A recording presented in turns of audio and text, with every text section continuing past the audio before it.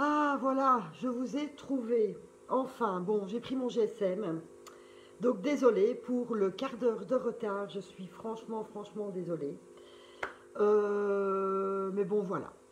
Je n'arrive pas à lancer le direct avec mon téléphone. Donc, avec mon G... Enfin, soit, on s'en fiche. Le principal, c'est que je sois là. Hein, ça, rien n'est pas avec moi. Hein, donc, voilà, ça cafouille. Je devrais...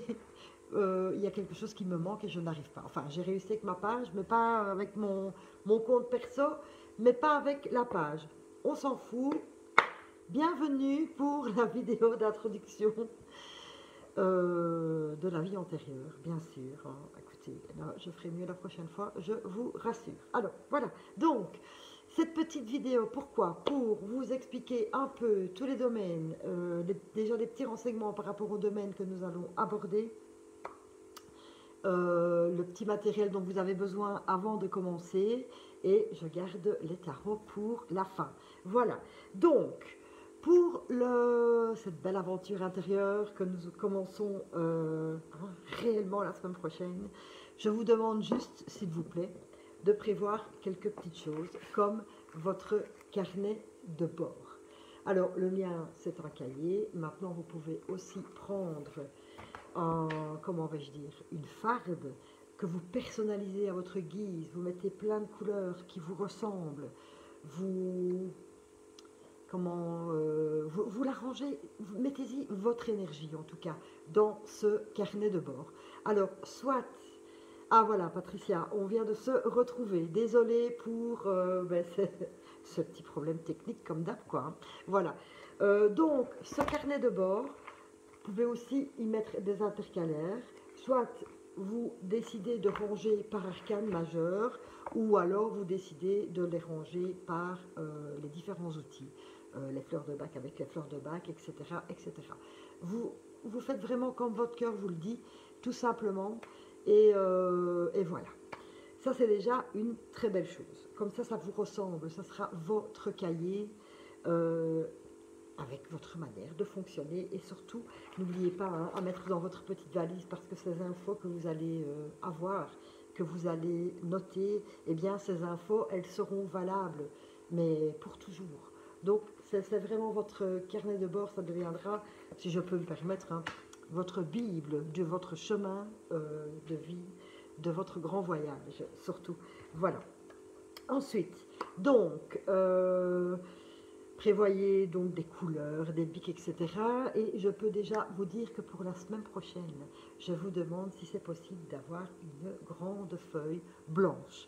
Tout simplement, un bel A3, parce que ça fera partie de, enfin, ça sera le support du premier exercice à réaliser avec le fou.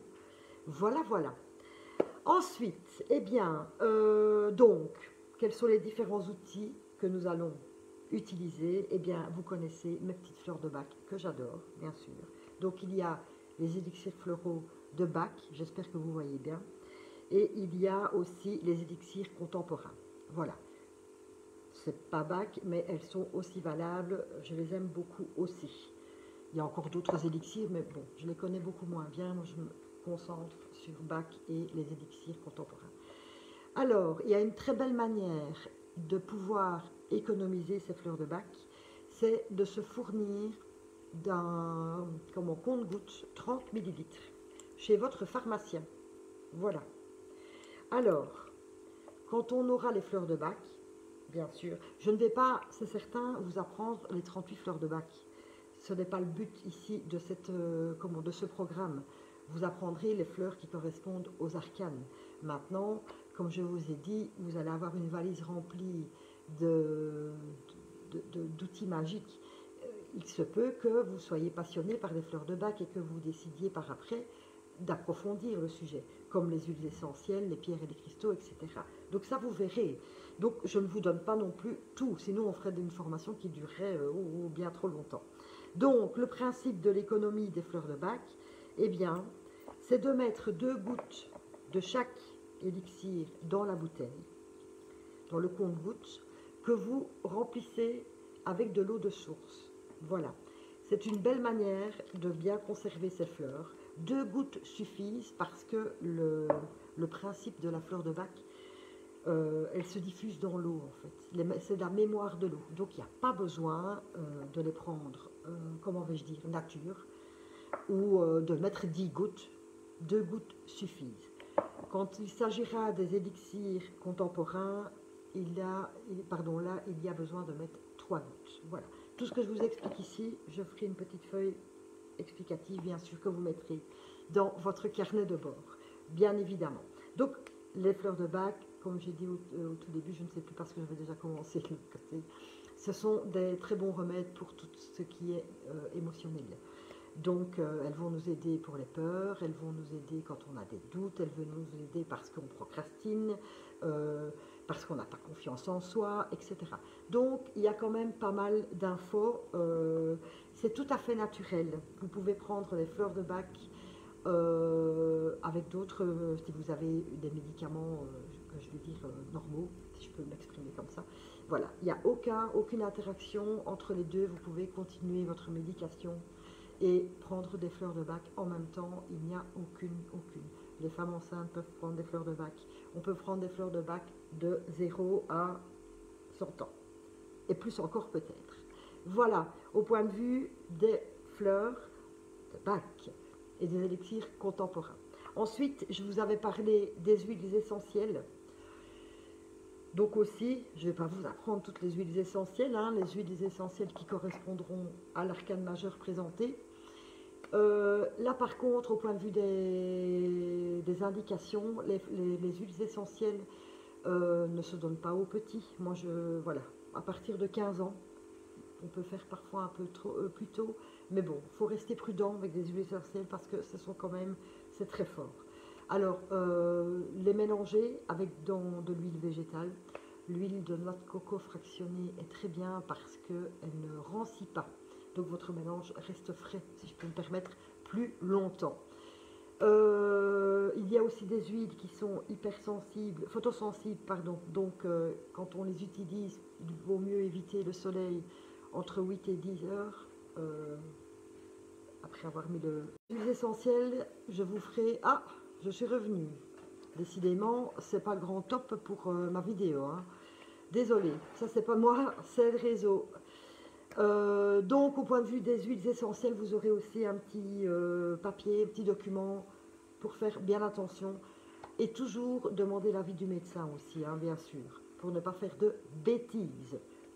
Il y a aussi plusieurs manières de se servir des huiles essentielles, donc sur la peau, en inhalation, diffusion aussi, et parfois même par la bouche, il n'y a pas de souci. Voilà pour le deuxième petit outil magique. Ensuite, je vais vous parler des pierres et des cristaux. J'en avais parlé dans l'explication. Pareil, je ne vais pas non plus, comment vais-je dire, rentrer dans tous les domaines. Juste vous dire, parce que moi j'aime bien les trucs naturels et la simplicité. Pour recharger vos pierres, il y a plusieurs manières, où il y a l'eau, il y a le sel, etc.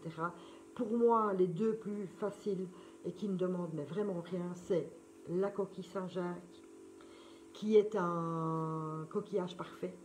Donc, bien sûr, vous les mettez dedans le soir et elles vont se recharger toutes seules. Vous pouvez aussi prévoir une fleur de vie, voilà, que vous trouvez sur internet. Moi j'ai déjà commencé à colorier la mienne, vous voyez, et vous déposez vos pierres et vos cristaux le soir sur je vois le soir sur la fleur de vie. Et décidément j'ai beaucoup de soucis avec cette vidéo, c'est pas grave, voilà. Ah oui, Laetitia, il n'y a pas de souci, c'est normal. C'est la dernière vidéo que je fais en public. Les autres vidéos seront en privé. Voilà, je me permets de boire un petit coup de café. Voilà, donc j'ai abordé les pierres et les cristaux. Nous allons aussi pouvoir voir à quel chakra correspond chaque arcane. Alors évidemment il y a les 7 chakras que l'on connaît, mais vous savez maintenant il y a énormément de développement au point de vue des énergies, etc. pour la Terre, Et donc, il y a de nouveaux chakras qui apparaissent et on les abordera aussi, bien sûr, avec des petites techniques pour vous nettoyer énergétiquement, etc. etc. C'est aussi un des domaines que j'aborderai aussi. Ensuite, on aura droit aux indications par rapport aux signes astrologiques et aux planètes que chaque arcane représente. Donc voilà, vous aurez aussi des indications à ce point de vue-là. C'est pas un cours d'astro, parce que je ne suis pas du tout astrologue. J'apprends comme tout le reste, hein, j'apprends par moi-même, voilà. Donc c'est juste des petites indications par rapport au chakra, j'allais dire. Bravo Caro, hein. Je n'avais pas encore fait de bêtises, à part la technologie. Par rapport aux arcanes. Voilà, les anges aussi.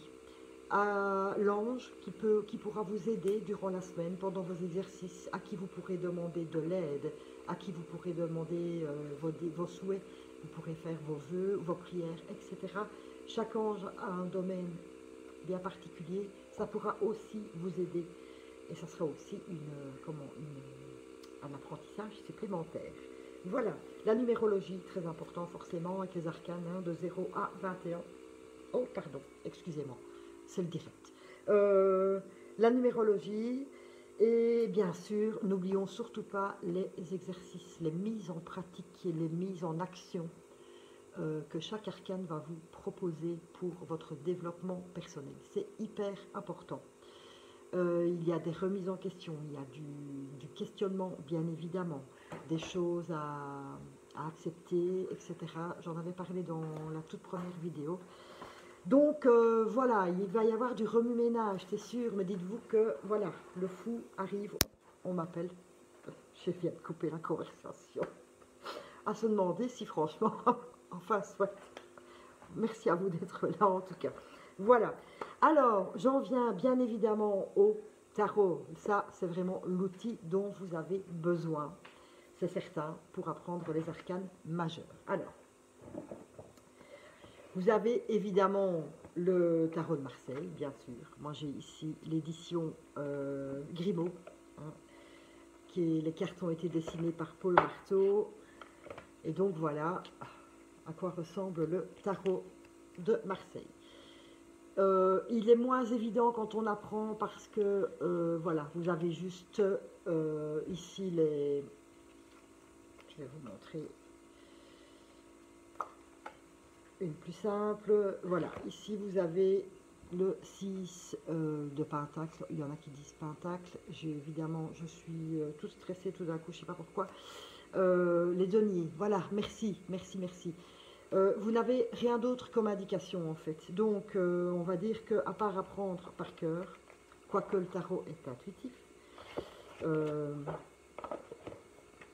c'est un peu plus compliqué. C'est pour ça que je vais vous montrer le Rider-Waite-Smith, qui pour moi est le tarot vraiment très chouette quand on débute. Parce que même les arcanes mineurs, même si je ne les aborderai pas, mais vous aurez quand même votre tarot, bien sûr. Les arcanes mineurs sont très très bien, on y voit les sentiments, on voit, en fait elles sont mises en scène, si vous voulez. Les dessins mettent vraiment en scène les arcanes mineurs, et puis je trouve que les dessins sont très jolis. Donc, si vous n'avez pas encore de tarot, je vous le conseille. Franchement, le Rider-Waite-Smith, je vais y arriver, universel. Moi ici j'ai une autre édition, mais l'universel. Voilà. Ça c'est celui vraiment que je vous recommande d'avoir en votre possession. Je peux vous montrer aussi mes autres tarots, si ça peut vous inspirer. Avec le tarot Art Nouveau, je ne sais pas si vous voyez bien. J'aime beaucoup tout ce qui est Art Nouveau, donc voilà, forcément, je n'aurais pas pu faire sans m'offrir ce tarot, avec grand bonheur. Donc, vous voyez, on y fait évidemment référence dans chaque carte à l'Art Nouveau. Logique, hein, la palisse, on aurait dit tout autant, vu que c'est le tarot Art Nouveau.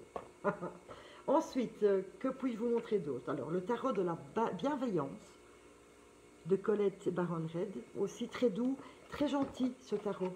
Voilà, on voit le bon côté des choses et je le trouve très doux en fait.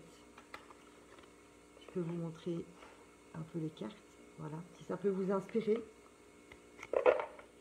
Ça c'est pour le tarot de la bienveillance. Alors j'en ai encore quelques-uns à vous montrer.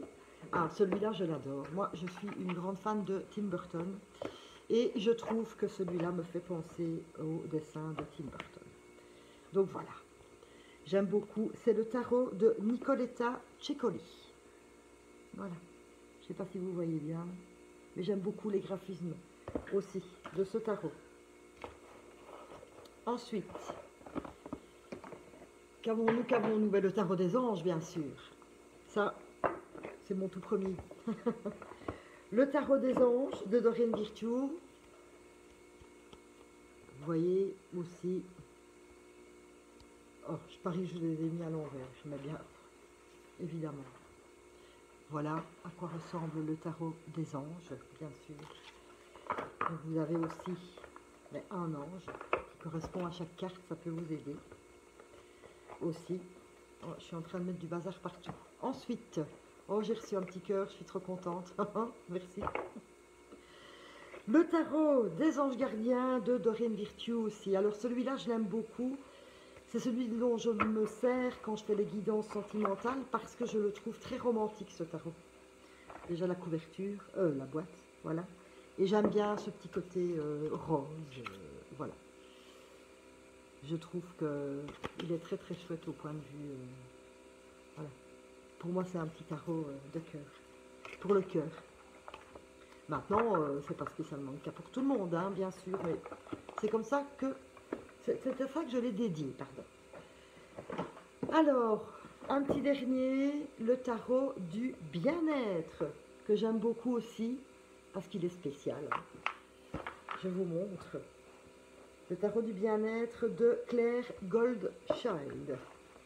Voilà, alors le tarot du bien-être, eh bien, vous avez, quand j'aurai tout centralisé, voilà, c'est un peu, c'est le soleil, ça représente le soleil. Ensuite, vous avez le pendu. J'aime beaucoup cette atmosphère aussi crâne qu'il y a avec de très jolies fleurs. Ça ne peut pas plaire à tout le monde, c'est certain.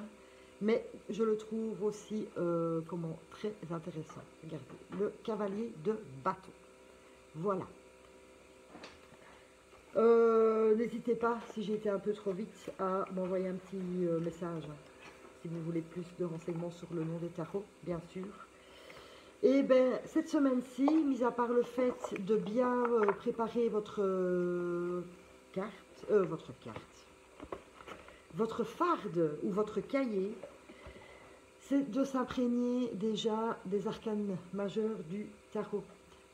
Je ne veux pas étudier, ne commencez pas, c'est juste de bien regarder chaque carte et de voir ce qu'elle vous inspire, de noter tout simplement ce que cela vous inspire. Donc si vous prenez par exemple le tarot de Nicoletta Ceccoli, ici vous avez le monde, et bien voilà, vous regardez cette carte, vous la prenez toute la journée ou n'importe quoi, et vous regardez ce que cela vous inspire. Et c'est déjà un très bon exercice avant de commencer proprement dit, et de pouvoir s'imprégner de chaque carte. Voilà, tout simplement. Comme ça, on se met déjà dans l'ambiance et tout. Et c'est déjà un premier exercice, hein. Voilà, surtout. Je regarde ma petite feuille pour voir si je n'ai rien oublié dans cette vidéo d'intro. Je ne pense pas. Peut-être vous avez une, parce que j'ai vu que ça défilait, mais j'ai pas fait attention à tout. Si vous avez peut-être, comment vais-je dire, une petite question ou quoi maintenant en direct, je remonte vite pour voir. Ça, j'ai vu. Patricia, oui. J'ai réussi, Patricia. Oh, je suis fière de moi. Alors, oui, non. Si vous avez peut-être d'autres questions, voilà. Isabelle. Oui, bonjour Caro. Est-ce que cette vidéo fait partie de ta formation? Car actuellement, je ne suis pas inscrite. Oui, c'est la vidéo d'introduction, Isabelle. C'est la dernière que je fais en direct. Après, je passe évidemment dans le groupe privé. Et voilà. Donc, c'était juste pour que vous fassiez une dernière fois une idée de cette super formation hein, sur votre chemin de vie. Comme je l'ai noté il n'y a pas très longtemps, hier est passé, demain reste à venir et c'est aujourd'hui le plus important de prendre peut-être cette décision pour vous, de décider de faire ce petit chemin ensemble, bien sûr, et donc d'être dans ce partage, etc., etc. Je laisse les inscriptions ouvertes jusqu'au jeudi prochain, donc le 13 mai. Voilà, je laisse encore une semaine, le temps que tout le monde puisse avoir son matériel, un tarot, faire ses petits intercalaires, mettre ses petites couleurs, etc. etc. Évidemment, la semaine prochaine, jeudi, c'est l'Ascension, c'est férié. Donc, la vidéo en direct se fera le vendredi 14 à 18 h sur le groupe privé Facebook. Voilà. Donc, n'hésitez pas. S'il y a toujours possibilité de s'inscrire, hein, on vous attend avec grand plaisir. Et puis voilà, je pense que j'ai fait un peu le tour. Oh, merci Patricia, moi aussi. Franchement, je suis au taquet. Très contente de commencer cette folie avec le fou, en fait. Hein, voilà, cette folie pour vous, surtout. Vous êtes bien... Enfin, soit, je n'en dis pas plus, mais il y a vraiment un très beau chemin à faire avec des découvertes pour soi. Et voilà, c'est un beau cadeau que l'on peut s'offrir. Voilà. Eh bien, merci à vous tous qui étiez présents sur ce live. Et écoutez, je vous dis à très vite. Hein. Donc, n'hésitez pas si vous avez peut-être encore d'autres questions. Je remets le lien d'inscription dans les commentaires de la vidéo ou au-dessus, suivant... Enfin, dans la description, c'est plus simple. Et puis voilà, et la semaine prochaine, je fais des gros efforts au point de vue technique. Je vais rappeler Sarah. Enfin, soit, le principal, c'est que cette vidéo ait pu se faire. Alors, je vous envoie 1 million de paillettes magiques, bien sûr. Et puis, je vous dis bel après-midi. Merci beaucoup à vous. À bientôt.